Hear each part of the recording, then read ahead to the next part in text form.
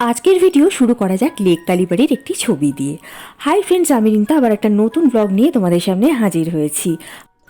গত 21শে জুলাই ছিল গুরু পূর্ণিমা, আর এই গুরু পূর্ণিমা উপলক্ষে আমি গিয়েছিলাম দক্ষিণ কলকাতার শিরডি সাই বাবা মন্দিরে। এই মন্দিরটি প্রতিষ্ঠিত হয় 1977 সালে, আর 2010 সালে পারেখ প্রজেক্ট প্রাইভেট লিমিটেডের কর্ণধার যতন পারেখ তার মা সরোজিনী দেবীর উদ্দেশ্যে এই মন্দিরটি পুনর্নির্মাণ করে উৎসর্গ করেন। শিরডি সাই বাবা তার পূর্বাশ্রমের কথা কখনো বলে যাননি।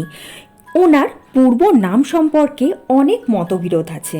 তার মধ্যে কেউ কেউ বলেন ওনার আসল নাম ছিল হরিভাই ভূসারি, কেউ কেউ বলেন ওনার জন্মস্থান রাজস্থান, আবার কারো কারো মতে ব্রিটিশ ভারতের হায়দ্রাবাদ রাজ্যে, অর্থাৎ বর্তমানে যে অঞ্চলটি মহারাষ্ট্রে অবস্থিত সেখানে ওনার জন্ম। সাই নামটি তার ভক্তদেরই দেওয়া।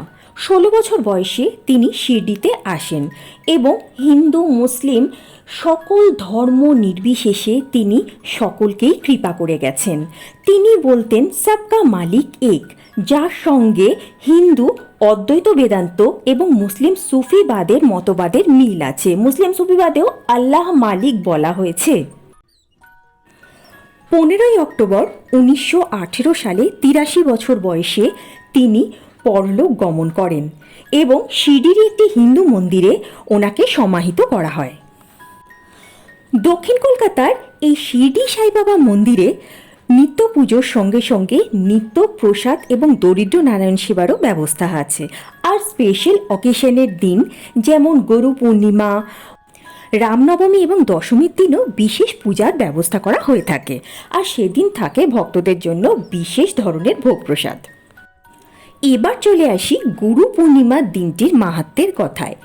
গুরু পূর্ণিমা অর্থাৎ গুরুকে এই দিন বিশেষভাবে স্মরণ করা হয়, পূজা অর্চনা করা হয়। মহামুনি ব্যাসদেবের জন্মতিথিকেই আমরা গুরু পূর্ণিমা হিসেবে পালন করে থাকি। এই দিন আমাদের গুরুকে আমরা বিশেষভাবে পূজা, প্রণাম এবং উপহার প্রদান করে থাকি। বছর দুয়েক আগেও এই দিনটাতে আমি চলে যেতাম বেলুড় মঠে, কেননা রামকৃষ্ণ মঠ মিশনের প্রাক্তন ভাইস প্রেসিডেন্ট শ্রীমৎ স্বামী প্রভানন্দ মহারাজের কাছ থেকেই আমার দীক্ষা, কিন্তু উনি আর ইহজগতে নেই। তাই বেলুড় মঠে যেতে এখন এই গুরু পূর্ণিমার দিন বিশেষ করে আমার খুব কষ্ট হয়, আমার খুব মন খারাপ হয়, গুরুর কথা মনে পড়ে। তাই এই দিনটা আমি এইভাবেই কাটিয়ে দিই। এছাড়াও আমার বিভিন্ন শিক্ষাগুরুকে এই দিন আমি ফোন করে থাকি, মেসেজ করে থাকি। তো এইভাবেই আমি গুরু পূর্ণিমার এ বছরের দিনটা কাটিয়েছিলাম। আর তোমরা কিভাবে গুরু পূর্ণিমা কাটিয়েছিলে অবশ্যই আমাকে কমেন্ট করে জানিও। আর একটা বিশেষ কথা যেটা অন্যান্যবার ভিডিও শেষে বলি, সেটা এখনই সেরে নিই। যারা যারা এখনও আমার ভিডিও রোজ নিয়ম করে দেখো অথচ সাবস্ক্রাইব করোনি, প্লিজ সাবস্ক্রাইব করে দাও।